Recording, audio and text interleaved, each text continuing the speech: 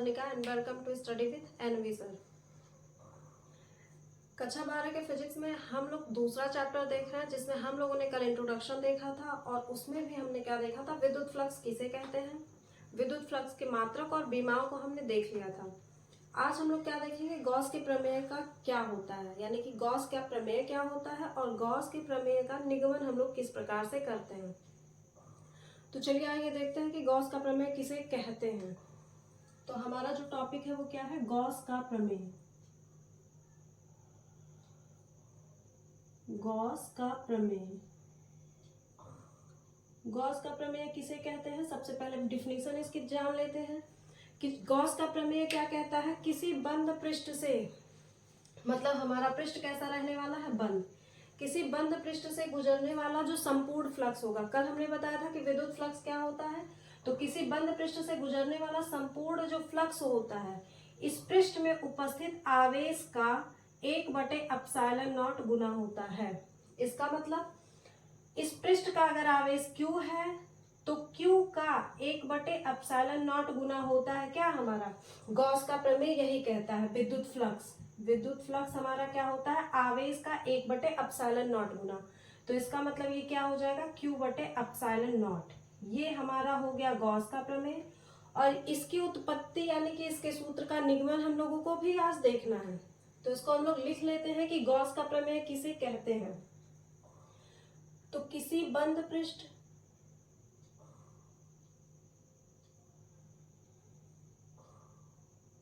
पहले इसको हटा देते हैं।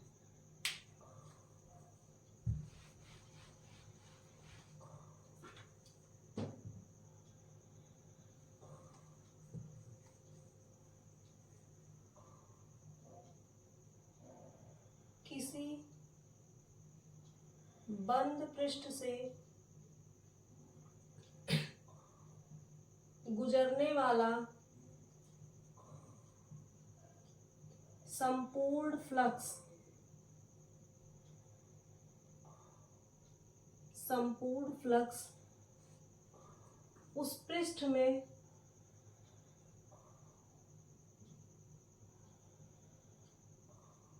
उपस्थित आवेश,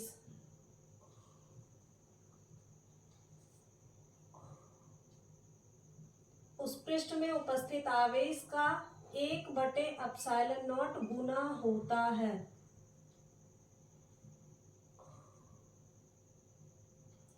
विद्युत फ्लक्स को हम लोग किससे प्रदर्शित करते हैं, फाई ई से, कल हमने बताया था। और फाई ई बराबर क्या हो जाएगा, आवेश यानी कि Q का 1/ε0 गुना हो गया। यानी कि फाई ई बराबर क्या निकल के आया हमारा, Q/ε0। जहां पे फाई ई क्या है, विद्युत फ्लक्स है, ε0 क्या है, आपेक्षिक विद्युतशीलता है।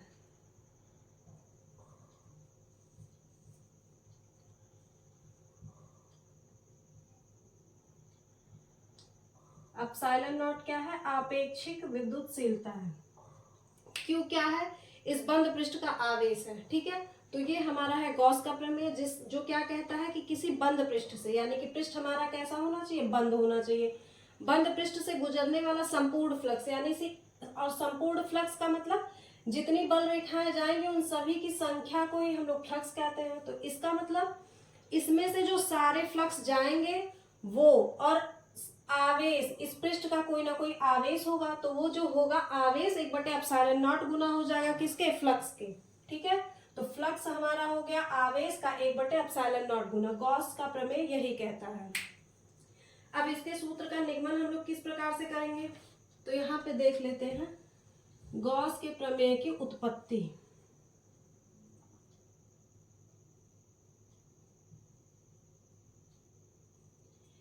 गॉस का प्रमेय हमारा क्या कहता है, कोई हमारा बंद पृष्ठ है, मान लेते हैं S, कोई बंद पृष्ठ हमारा S है। यहाँ पे मान लीजिए कोई बिंदु क्या हमारा O स्थित है और इस बिंदु का आवेश कितना है, Q है। इसके पृष्ठ पे, यानी कि ये जो है इसके पृष्ठ पे हम लोग क्या करते हैं, कोई बिंदु ले लेते हैं P, और इसी बिंदु P पे हमको क्या ज्ञात करनी है, विद्युत क्षेत्र की तीव्रता।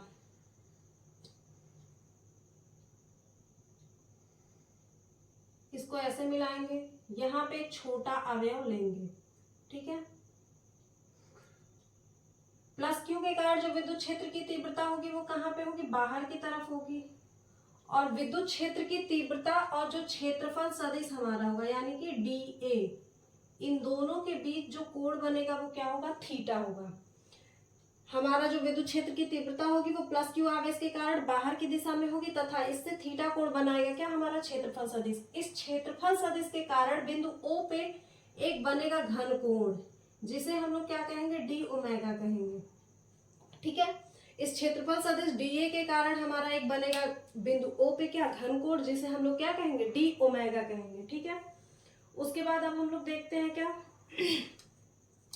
कि प्लस क्यू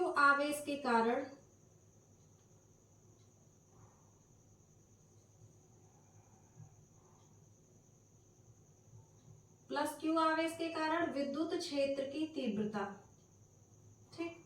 विद्युत क्षेत्र की तीव्रता का फॉर्मूला हम सबको पता है, E बराबर 1/4πε0 Q बटे क्या होता है, R स्क्वायर होता है, ठीक है। ये कोई नई चीज नहीं है, E बराबर 1/4πε0 Q बटे R स्क्वायर होता है। अब इस डीए के द्वारा जो O पे बनाया गया घन कोण है वो कितना है, डी ओमेगा है। तो डी ए यानी कि जो छोटा हमारा क्षेत्रफल सदिश है, इसको हम लोग क्या कहेंगे, क्षेत्रफल सदिश,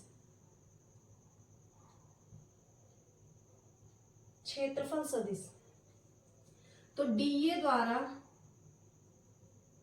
बिंदु O पर बनाया गया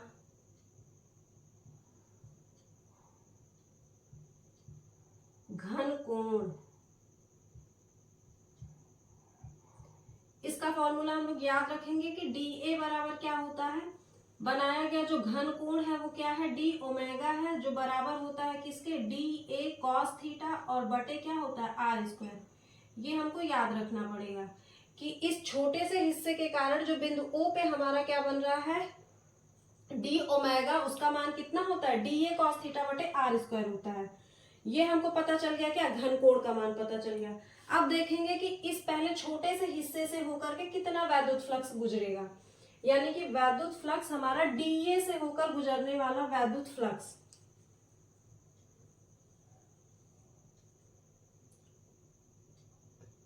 डीए से गुजरने वाला वैद्युत फ्लक्स, डीए से गुजरने वाले वैद्युत फ्लक्स का मान क्या होगा, डी फाई ई होगा, ठीक है। और डी फाई बराबर क्या होता है, ई डॉट डीए होता है, तो डी फाई बराबर क्या हो जाएगा, ई डॉट डीए हो जाएगा, ठीक है। अब ई डॉट डीए हो जाएगा, यहाँ पे हम लोग क्या करेंगे, ई का मान रख देंगे, कहाँ से, यहाँ पे हमको पता है कि ई का मान कितना होता है, यहाँ इन दोनों के बीच में डॉट है तो ये किस में टूटेगा, कॉस में, यानी कि ई डीए क्या हो जाएगा, कॉस थीटा हो जाएगा, ठीक है। अब E का मान हम लोग यहाँ से ले आके रख देंगे, E का मान कितना है, 1/4πε0 Q बटे क्या है, R स्क्वायर, और DA cos थीटा पहले से हमारा है। अब इसको हम लोग क्या कर देते हैं, Q को इसके साथ ले लेते हैं, यानी कि Q बटे 4πε0। जब Q को ले लिया तो बचा क्या, DA cos थीटा बचा है, और नीचे क्या बचा है, R स्क्वायर बचा है, ठीक। डीए कॉस थीटा बटे आर स्क्वायर हमको यहाँ पे दिख रहा है क्या है, घन कोण है, यानी इसकी जगह हम लोग क्या लिख सकते हैं, डी ओमेगा। तो Q बटे 4πε0, इस पूरे की जगह पे क्या लिख देंगे, डी ओमेगा, ठीक है। ये किसका मान आ गया, हमारे डी फाई ई का मान आ गया, ठीक है। तो डी फाई बराबर क्या हो गया, Q बटे 4πε0 डी ओमेगा। अब संपूर्ण पृष्ठ से होकर गुजरने वाला जो फ्लक्स है, संपूर्ण पृष्ठ से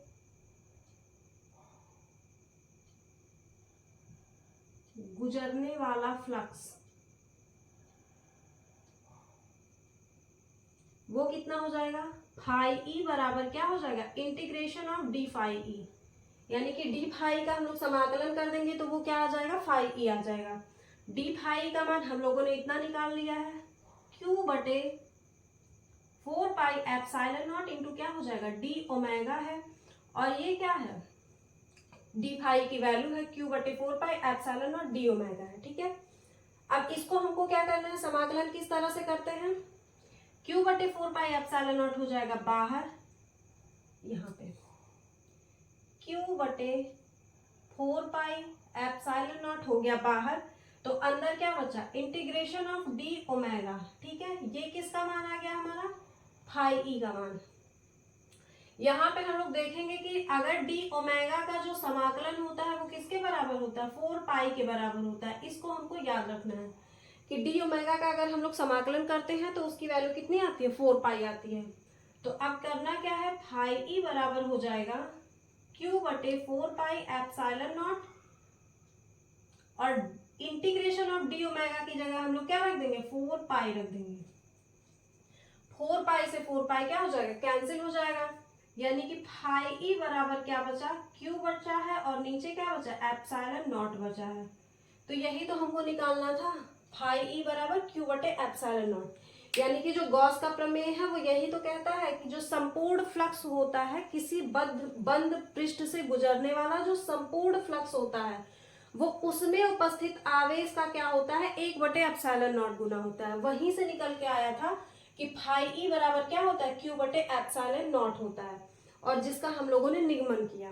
किस प्रकार से किया, पहले कोई बंद पृष्ठ हमने S ले लिया और इस पे हमारा कोई बिंदु अंदर स्थित था O, जिसपे प्लस Q आवेश था। इस प्लस Q से R दूरी पे हमने कोई बिंदु ले लिया P, और इस P पे हमको क्या देखनी है, इस P पे हम लोग देखते हैं पहले छोटा हिस्सा जिसको क्या कहेंगे, DA, और प्लस Q के कारण जो विद्युत क्षेत्र की तीव्रता होगी वो बाहर की ओर होगी, और जो क्षेत्रफल सदिश और विद्युत क्षेत्र की तीव्रता के बीच जो बनने वाला कोण होगा वो क्या होगा, थीटा। इस क्षेत्रफल सदिश के कारण जो बिंदु O पे हमारा जो यहाँ पे कोण बन रहा है, ये पूरा कोण, उसे हम लोग क्या कहते हैं, घन कोण, जिसको हम लोग डी ओमेगा से प्रदर्शित करते हैं। तो प्लस Q आवेश के कारण जो तीव्रता होती है हम सबको पता है, E बराबर 1/4πε0 Q बटे r² होती है। ये चीज हमको याद रखना पड़ेगा कि DA द्वारा जो होता है बिंदु O पे जो बनाया गया घन कोण है उसका मान कितना होता है, DA cos थीटा बटे r² होता है। उसके बाद हम लोग देखेंगे कि इस छोटे से हिस्से से कितना फ्लक्स गुजर रहा है। इस छोटे से हिस्से से गुजरने वाला वैद्युत फ्लक्स कैसे निकलेगा, डी फाई बराबर हमको पता है E डॉट DA होता है। जब यहाँ पे डॉट गुणन होता है तो क्या होता है, E DA cos theta, cos में टूटता है, क्योंकि अगर A डॉट B है तो इसको हम लोग लिखेंगे AB cos थीटा, और अगर A क्रॉस B है तो इसको क्या लिखेंगे, AB sin थीटा, ठीक है। तो यहाँ पे क्या है, डॉट है, तो इसीलिए किस में टूटेगा, E DA cos थीटा में टूटेगा। E का मान हम लोग यहाँ से उठा के रख देंगे 1/4πε0 Q बटे r², और DA cos थीटा को यहाँ पे चिपका देंगे, था ही वो। Q को हम लोग इसके साथ ले लेंगे तो Q बटे 4πε0, यहाँ पे DA cos थीटा ऊपर बचा और नीचे क्या बचा, r² बचा। अब DA cos थीटा बटे r² का मान हमको पता है घन कोण यानी कि डी ओमेगा होता है, वहां पे हम लोग क्या रख देंगे, डी ओमेगा रख देंगे। अब ये हो गया इस छोटे से हिस्से से गुजरने वाला फ्लक्स, जो यहाँ से गुजरने वाला वैद्युत फ्लक्स है वो कितना है, Q बटे 4πε0 डी ओमेगा। अब इस पूरे पृष्ठ से कितना फ्लक्स गुजरेगा उसके लिए हम लोग क्या करेंगे, इस छोटे से हिस्से का समाकलन कर देंगे, यानी कि फाई बराबर हो जाएगा integration of d phi E. D phi का मान उठा के हम लोग यहाँ रख देंगे, क्या है, Q बटे 4πε0 डी ओमेगा है, जिसमें से Q बटे 4πε0 क्या है, कांस्टेंट है, इसको बाहर ले लेंगे और बचेगा क्या अंदर, integration of D omega. D omega का समाकलन करने पे मिलता है हमको 4π, इसलिए Q बटे 4πε0 पहले से था और डी ओमेगा का इंटीग्रेशन हमने कर दिया तो 4π आया, 4π से 4π कट जाएगा तो बचेगा क्या, फाई ई बराबर हो जाएगा Q बटे ε0। यही हमारे गॉस के प्रमेय का निगमन है। तो आई होप कि आपको समझ में आया होगा। अगर वीडियो आपको पसंद आई हो तो उसको शेयर करिएगा ज़्यादा से ज़्यादा। Thank you.